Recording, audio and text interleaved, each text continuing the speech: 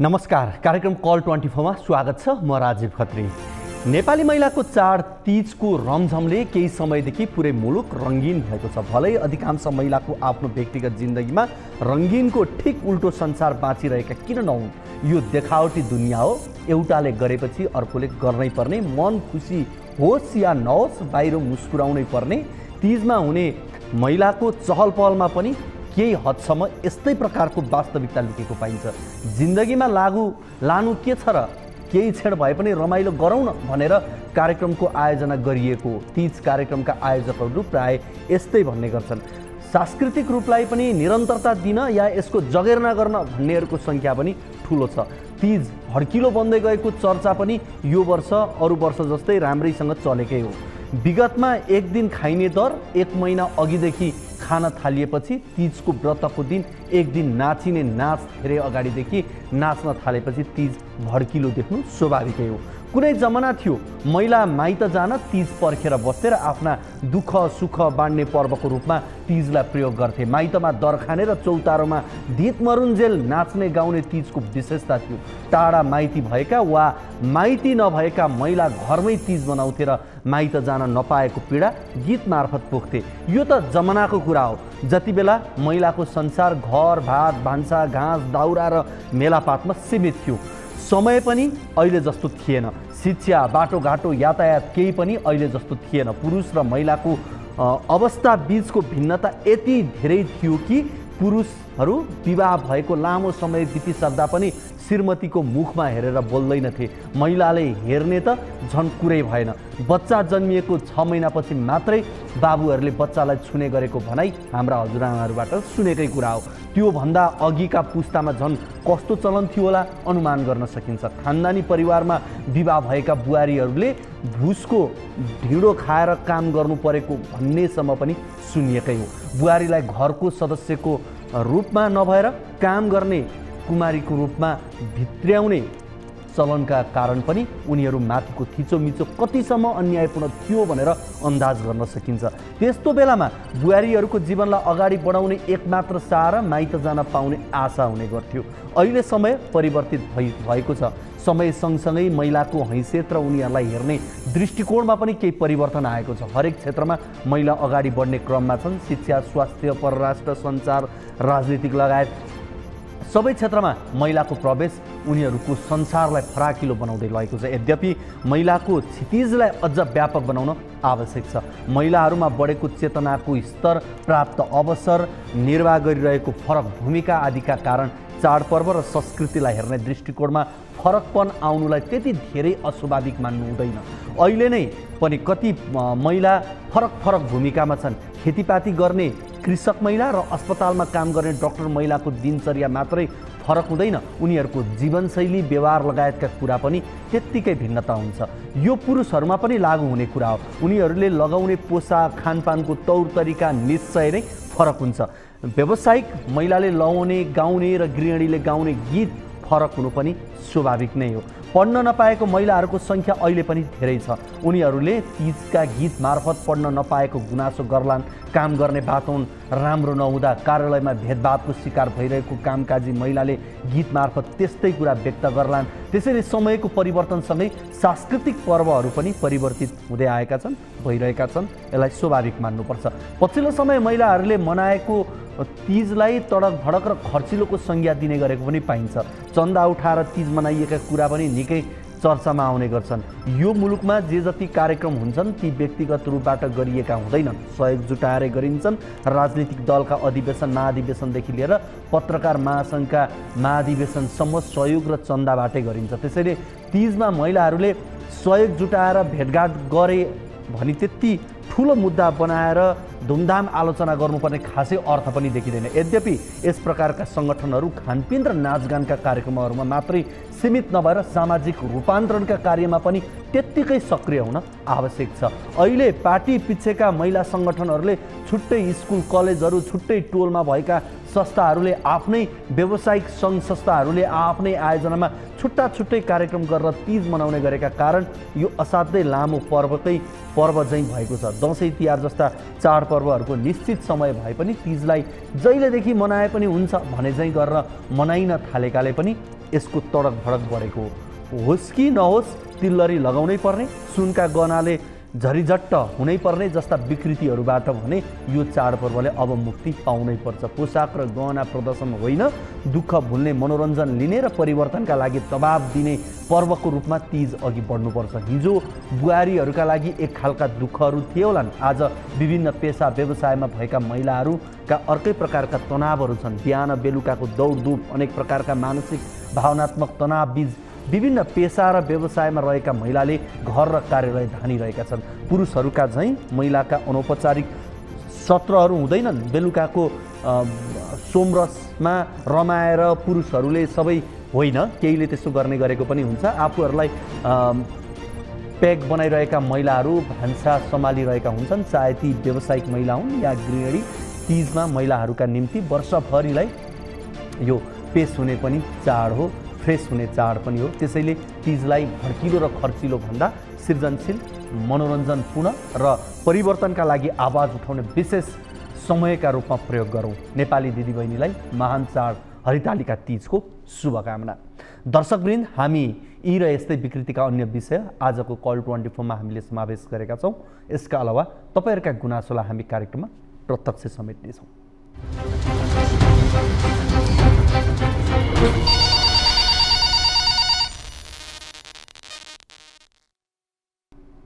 दर्शकवृन्द, तपाईँका पनि कुनै समस्या, जिज्ञासा, अभिव्यक्तिहरू छन् भने कार्यक्रममा फोन गर्न सक्नुहुनेछ। हामीलाई सम्पर्क गर्नका लागि टोल फ्री नम्बर 1660 012 2424, त्यसै गरी एनसीएल नम्बर 98 015 72 424, त्यसै गरी एनटिसी 97 45 61 56 54 मा कल गर्न सक्नुहुनेछ। तपाईँले एनसीएलको नम्बरमा भाइबर मार्फत पनि गुनासाहरू टिपाउन सक्नुहुनेछ। कार्यक्रमको सुरुवातमा लागौँ पहिलो रिपोर्टतर्फ। विशाल ग्रुपको स्वामित्व रहेको नक्साल स्थित बृहस्पति विद्या सदनले कब्जा गरेको बाल मन्दिरको 29 रोपनी जग्गा व्यापारिक प्रभाव देखाएर बदमासी गरेका आधारहरू छरपष्ट देखिन्छन्। 2049 सालदेखि 2072 सालसम्म पटक पटक सम्झौता र पूरक सम्झौता गर्दै बृहस्पतिले आफू अनुकूल हुने गरी 50औं वर्षका लागि जग्गा हडपेको छ। कानुन सम्मत सम्झौता गरेको भन्दै ढुक्क देखिएको विशाल ग्रुप कारबाहीको दायरामा ल्याउनु पर्ने देखिन्छ। हेरौँ यो रिपोर्ट।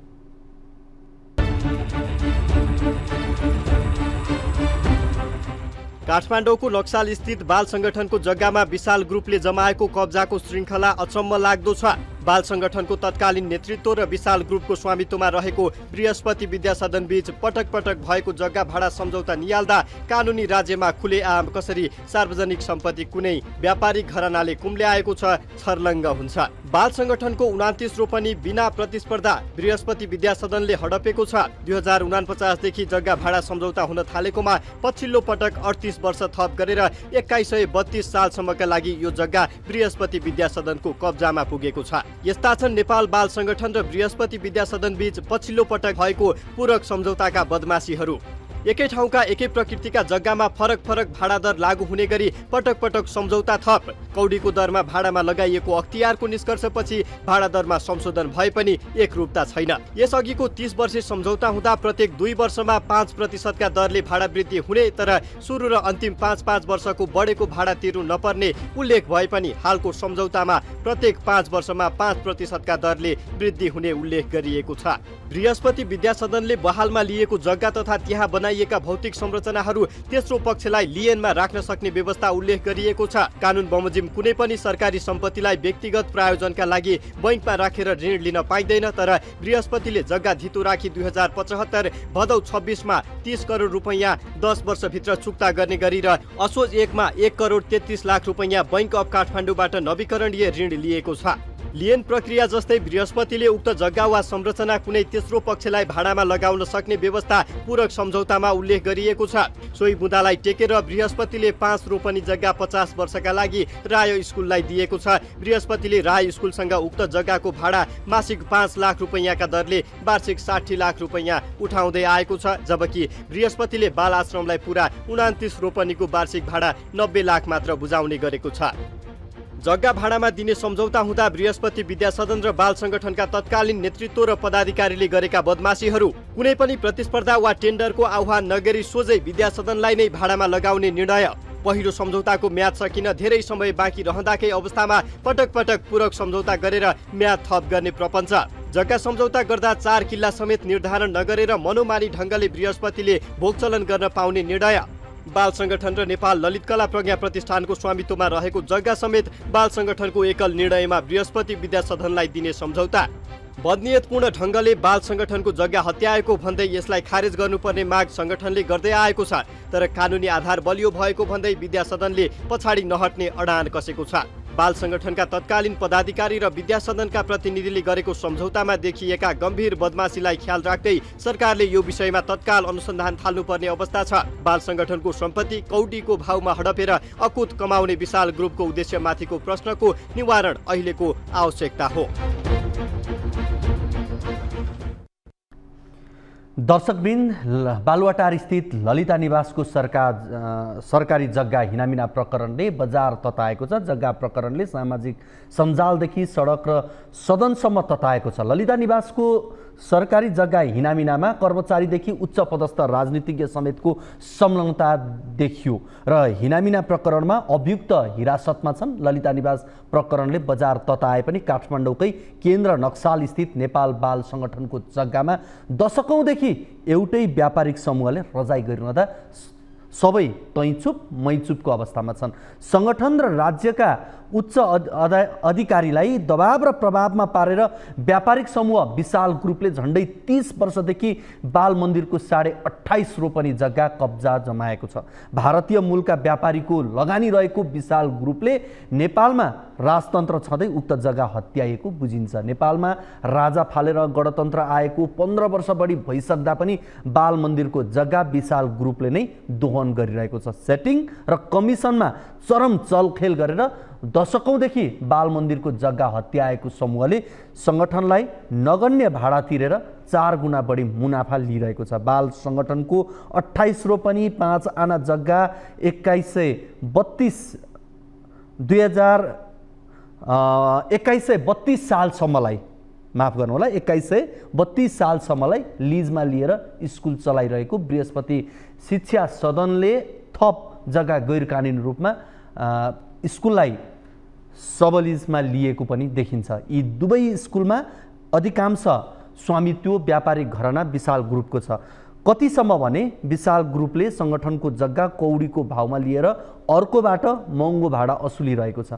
समूहले विक्रमसम्म 2049 सालदेखि संगठनको जग्गा कौडीको भावमा भाडामा लिन सुरु गरेको थियो। त्यसपछि क्रमशः संगठन राज्यका उच्च पदाधिकारीलाई प्रभावमा पारेर जग्गा बढाउँदै लगेको पनि देखिन्छ। बाल संगठनकी तत्कालीन अध्यक्ष रीता सिंह वैद्यको पालामा समूहले बाल मन्दिरभित्रको जग्गामा कब्जा जमाएको थियो। सिंह कांग्रेसका सर्वमान्य नेता स्वर्गीय गणेशमान सिंहकी छोरी हुन्। बाल संगठनमा महाधिवेशन वा राजनीतिक नियुक्ति दुवै बाटोबाट अध्यक्ष नियुक्ति हुने अभ्यास छ। बाल संगठनको जग्गा जमिन हिनामिना गरेको भन्दै संगठनका तत्कालीन अध्यक्ष रीता सिंहलाई 2077 साउन 12 गते पदमुक्त गरेर केपी शर्मा ओली नेतृत्वको सरकारले विद्या उपाध्याय नेउपानेलाई अध्यक्ष नियुक्त गरेको थियो। सिंह 30 वर्षदेखि लगातार संगठनको नेतृत्वमा थिइन्। संगठनको नाममा रहेको 119 रोपनी मध्ये झन्डै 29 रोपनी जग्गामा विशाल ग्रुपले कब्जा जमाइरहेको थियो। दर्शकवृन्द, हामी यो प्रसङ्गलाई फेरि आगामी कार्यक्रममा पनि थप फलोअप गर्नेछौँ। कार्यक्रममा यति बेला भने पालो भएको छ छोटो ब्रेकको।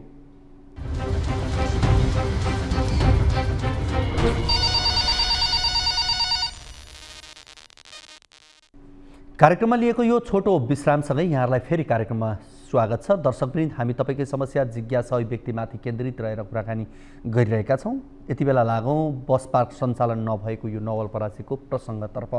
नवलपरासी पश्चिमको सदरमुकाम परासी बजारमा 3 करोडको लागतमा बस पार्क निर्माण भएको 6 महिना पुरा भएको छ। सहरी पूर्वाधार विकास आयोजना कार्यालय मार्फत निर्माण सम्पन्न भए पनि पहुँच मार्ग निर्माण नहुँदा बस पार्क चरण क्षेत्रमा परिणत बन्न पुगेको छ भने यातायात व्यवसायीहरू जोखिमपूर्ण ढङ्गले सवारी पार्किङ गर्न बाध्य छन्। नवलपरासीबाट टिभी जर्नलिस्ट नारायण सुवेदीको यो रिपोर्ट हेरौँ।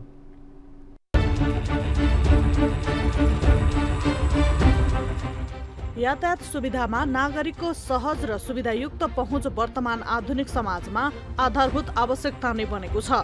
नवलपरासी पश्चिमको सदरमुकाम परासी बजारमा नगरपालिका स्थापना भएको 22 वर्षसम्म पनि व्यवस्थित बस पार्क नहुँदा परासी बजार क्षेत्र व्यवस्थित बन्न सकिरहेको छैन। नगरपालिकाको पहलमा शहरी पूर्वाधार विकास आयोजना कार्यालय मार्फत विगत 6 महिना अघि बस पार्कका लागि करिब 3 करोड रुपियाँको लागतमा भौतिक पूर्वाधार निर्माण भए पनि बस पार्क विगत 6 महिनादेखि अलपत्र छ। एकातर्फ करोडौंको सरकारी लगानीमा बनेको बस पार्कमा स्थानीयहरू भैँसी बाख्रा चराइरहेका छन् भने अर्कोतर्फ बस व्यवसायीहरू जोखिमपूर्ण रूपमा बाटो तथा व्यक्तिगत जग्गा भाडामा लिएर पार्किङ गर्न बाध्य छन्। यहाँको नेता पनि त्यस्तै छन्, सबै चोरै चोर छन्। अब कसलाई के भन्नुहुन्छ र बस पार्क यस्तो बेहालतमा चाहिँ भन्नुहोस् न। एउटा यादवको 13,000 जग्गा 13,000 महिनाको चाहिँ लिएर चाहिँ बालमा चाहिँ हामीले यसरी गुजारा गरिरहेछौँ। हामी पनि बस पार्कमै जान खोजिया हो, तर त्यो बस पार्क एउटा नदीको छेउ भएर यो कुनामा पर्यो कि मान्छेहरू आउन जान यात्रुहरूलाई अलिक असहज भयो। अर्को कुरा त्यहाँ छिर्ने बेलामा बाटो सिङ्गल भयो, यताबाट जाने र यता परासीतिरबाट निस्किने भएको छ। फेरि परासीबाट गयो भने उताबाट नै बिचमै गाडी ठोकिन्छ, ठोकिने बेलामा न उता जाने ठाउँ छ न यता छ, गाडी जाने ठाउँ छैन। बस पार्क भइदिन मात्र गाडी गयो भने त सुविधा चाहियो नि त। सुविधा त भनेपछि अब बस पार्क यस्तो ठाउँ हुनुपर्छ, सहर बजारको बिचमा हुनुपर्छ जहाँ सुविधा होस्, मान्छेको चहल पहल होस्। अब त्यहाँ छ जुन ठाउँमा खोला नाला ठाउँमा को जान्छ त। आधुनिक बस पार्क तथा पहुँच मार्ग सहितको सम्पूर्ण पूर्वाधार प्याकेज गुरु योजना करिब 27 करोड लागतको हो। गुरु योजना अनुसार न्यूनतम आधारभूत सुविधा सहितको बस पार्क क्षेत्र निर्माण सम्पन्न भए पनि 6 महिनासम्म बस पार्क सञ्चालनमा नआउँदा स्थानीय समेत चिन्तित बनेका छन्। पास भएन रे, खोइ के भयो, अब अर्को ठाउँ जान्छ रे, यहाँबाट चल्दैन यो रे, त्यही सुने आयो। अब हाम्रो घर त यही हो बैरियामा, अब त्यही भन्छन् रे गाउँको बुढापाकाहरू। त्यही हो। रामग्राम नगरपालिकाले बस पार्क सञ्चालन नहुनु अन्य कारण नभई पहुँच मार्गको लागि बजेट नभएकाले ढिलाइ भएको बताएको छ। सो मार्गको लागि शहरी विकासबाट 30 लाख बजेट स्वीकृत भएकोले छिट्टै बस पार्क सञ्चालनमा आउने नगरपालिकाको भनाइ छ। त्यो बस पार्क पुग्ने गए बाटो नबनेको कारणले हामीले त्यो बस व्यवसायीहरूलाई बस क्याब राख्नु हुन नसकेको। अब छिट्टै त्यो बाटो बन्दैछ। शहरी विकासले त्यसको हामी 2 करोड मागेमा 30 लाख रुपियाँ पठाएको छ, पिच हुँदैछ र हामी सहज तरिकाले बसहरू चाहिँ बस पार्कमा पठाउँदैछौँ। राज्यको ठूलो धनराशि लगानी भएको बस पार्क अहिले चरण क्षेत्रमा परिणत हुन पुगेको छ। तर व्यवसायी भने व्यक्तिगत जग्गामा भाडा तिरेर जोखिम उठाउँदै अव्यवस्थित पार्किङ गर्न बाध्य छन्। गुरु योजना अनुसार काम हुन नसक्दा दीर्घकालीन महत्त्व राख्ने फार प्रयोगमा नआउनुले पूर्वाधार विकासको गम्भीरतामा समेत प्रश्न उठ्ने गरेको छ।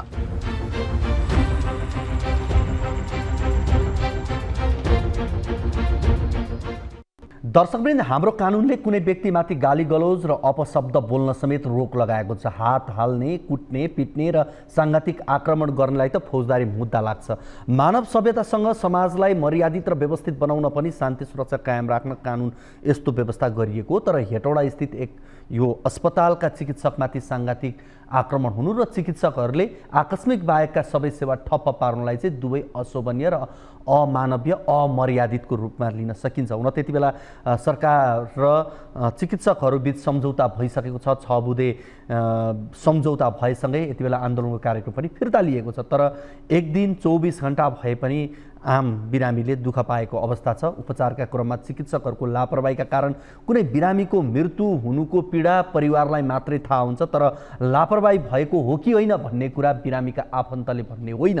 त्यसको मेडिकल छानबिन हुनुपर्छ। यसका लागि मेडिकल काउन्सिल छ। सरकारी तथा अर्ध सरकारी निकायहरूप्रति विश्वास नभएकै कारण मृतकका आफन्तहरूले धैर्य गर्न नसकेको भन्न पनि मिल्दैन, किनभने कुटपिट र त्यसमाथि सांघातिक आक्रमण त फौजदारी अपराध अन्तर्गत पर्छ। चिकित्सकका लागि हजारौं बिरामी उनीहरूका पेसेन्ट मात्रै होइनन्, त्यो परिवारका लागि त सर्वस्व नै हुन्छ। तर उपचारका क्रममा सबैको उपचार सफल हुन्छ भन्ने पनि छैन। चिकित्सक र बिरामीका आफन्त बीचको अविश्वासको खाडल बढ्दो छ। प्रायजसो उपचारका क्रममा बिरामीको मृत्यु हुँदा निजका आफन्तहरूले तोडफोड र सांघातिक हमलामा उत्रन्छन्। यो दुःखद कुरा हो।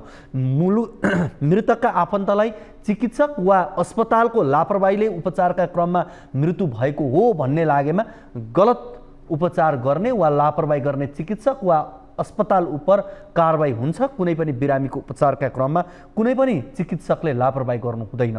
कुन चाहिँ चिकित्सकले उपचार गर्दा आफ्नो बिरामी छिटो निको होस् भन्ने चाहँदैन, तर समय परिस्थिति र आफ्नो बसभन्दा बाहिरको अवस्थामा बिरामीको मृत्यु हुन सक्छ। त्यही कारण सामान्य शल्यक्रिया गराउँदा पनि बिरामीको आफन्तको मन्जुरीनामा लिइन्छ, तर बिरामीका आफन्त र अस्पतालका डाक्टर बीचको बढ्दो अविश्वास भने चिन्ता योग्य बन्दै गएको छ। यसले न बिरामी न उसका आफन्तलाई राम्रो गर्छ, न चिकित्सकहरूलाई नै। हेटौँडा अस्पतालमा चिकित्सकको लापरवाही भन्ने आरोप उप मेडिकल काउन्सिलको स्वतन्त्र छानबिन समितिले छानबिन गर्नुपर्छ। गल्ती देखिएमा दण्ड दिनुपर्छ।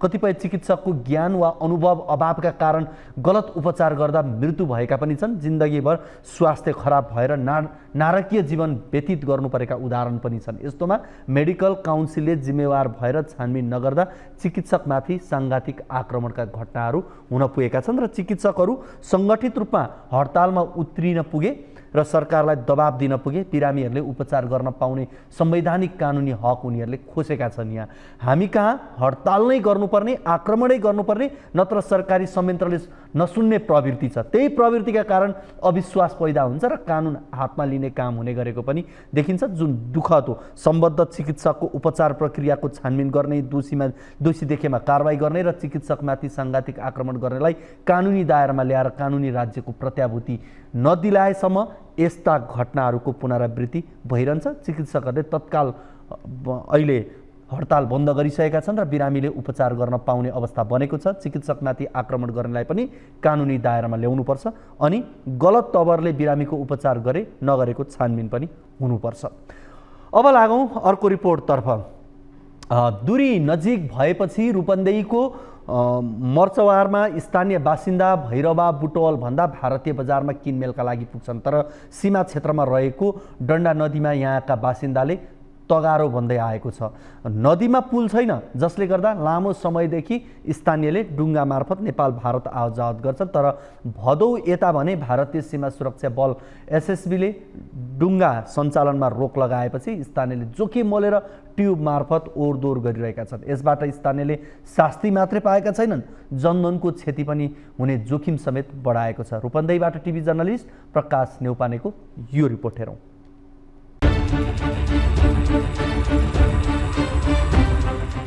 सीमा क्षेत्रका नेपालीलाई भारतीय सुरक्षाकर्मीको ज्याजती नयाँ होइन। विगतदेखि नै कुनै न कुनै बहानामा भारतीय सुरक्षाकर्मीले नेपालीलाई दुःख दिँदै आएका छन्।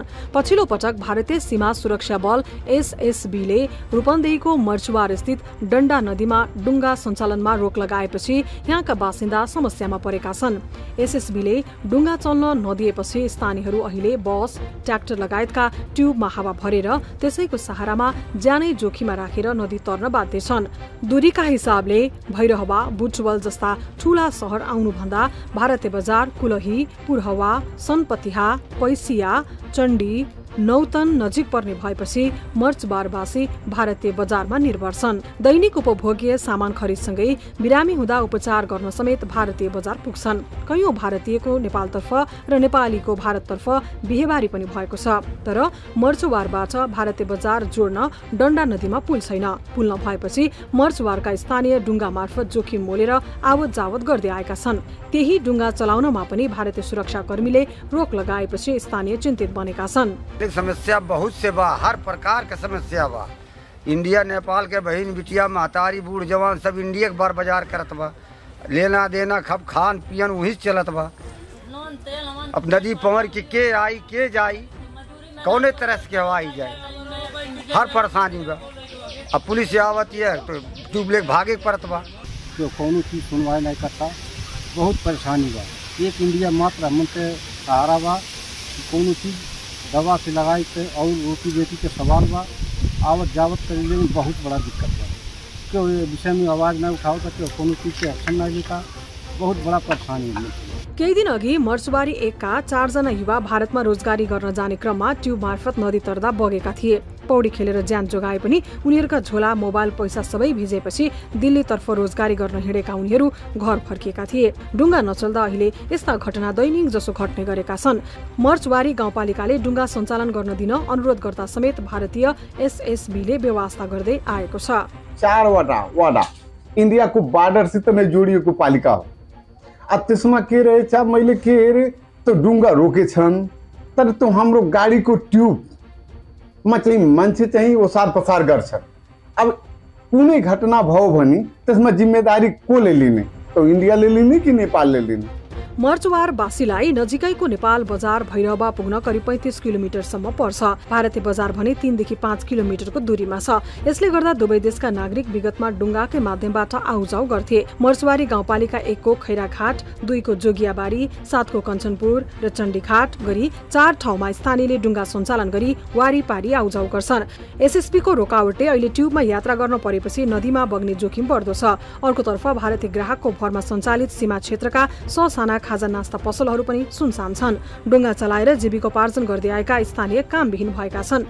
डुङ्गा सञ्चालन रोकिँदा बर्खे भेलमा ट्युबमा साइकल र घराइसी सामान पनि जोखिम मोलेरै ओसार्नुपर्ने स्थिति छ। ट्युबमै आउजाउ गर्दा समेत कहिलेकाहीँ एसएसबीले लखेट्ने गर्छ। यसले मर्चवारवासीले झनै शास्ति खेपिरहेका छन्। उनीहरूले सरकारी तहबाट समन्वय गरेर डुङ्गा सञ्चालनमा सहजीकरण गर्न माग गरिरहेका छन्।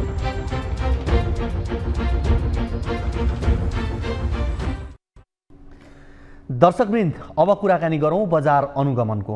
दशैं तिहार लगायतका महत्त्वपूर्ण चाडबाड नजिकिएको छ। चाडबाडको बेला बजारमा कालोबजारी हुने भन्दै सरकारले अनुगमनलाई तीव्रता दिने गरेको छ भने चाडबाड लक्षित सुपथ मूल्यका पसल समेत सञ्चालन गर्ने गरेको छ। सरकारले असोज 1 गतेदेखि नै बजार अनुगमन थाल्ने तथा सुपथ मूल्यको पसल सञ्चालन गर्ने बताएको थियो। तर वाणिज्य आपूर्ति तथा उपभोक्ता संरक्षण विभागका कर्मचारीहरूको पदस्थापनका कारण सरकारका योजनाहरू कार्यान्वयनमा ढिलाइ हुने भएको छ।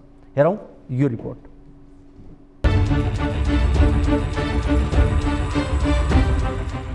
सरकारले चाडबाड सुरु भएसँगै असोज 1 गतेदेखि नै बजार अनुगमनलाई तीव्र बनाउने घोषणा गरेको थियो। दशैं तिहार तथा छठ पर्वलाई लक्षित गर्दै विभिन्न समूह बनाएर बजार अनुगमन थाल्ने बताए पनि वाणिज्य आपूर्ति तथा उपभोक्ता संरक्षण विभागको आन्तरिक समस्याका कारण पूर्ववत योजनाहरू कार्यान्वयनमा ढिलाइ हुने भएको छ।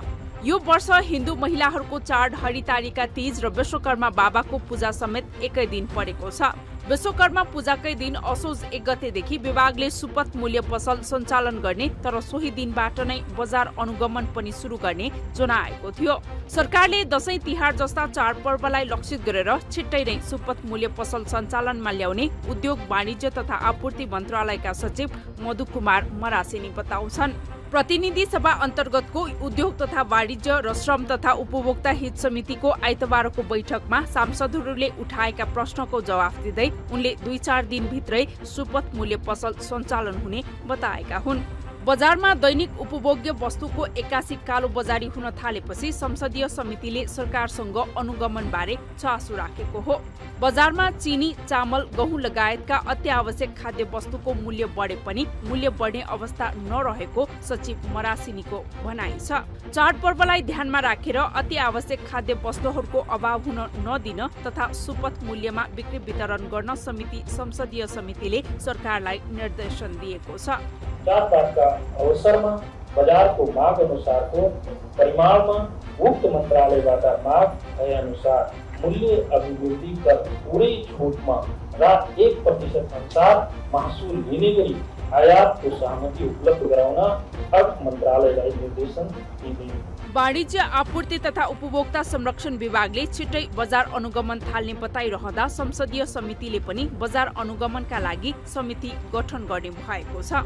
समिति सभापति खाँडकै नेतृत्वमा 4 सदस्यीय समिति बनाउने निर्णय गरिएको छ। संसदीय समितिको बैठकमा समिति सदस्यहरूले चाडपर्वका बेला आम उपभोक्तालाई सहज र सुलभ ढङ्गले अति आवश्यकीय खाद्य वस्तुको व्यवस्था मिलाउन सरकारलाई सचेत गराएका थिए। चाडबाडका बेला सरकारले अन्य मुलुकबाट आयात हुने दैनिक उपभोग्य वस्तुहरूको भन्सार छुटको व्यवस्था मिलाउनु पर्नेमा पनि सांसदहरूले जोड दिएका छन्।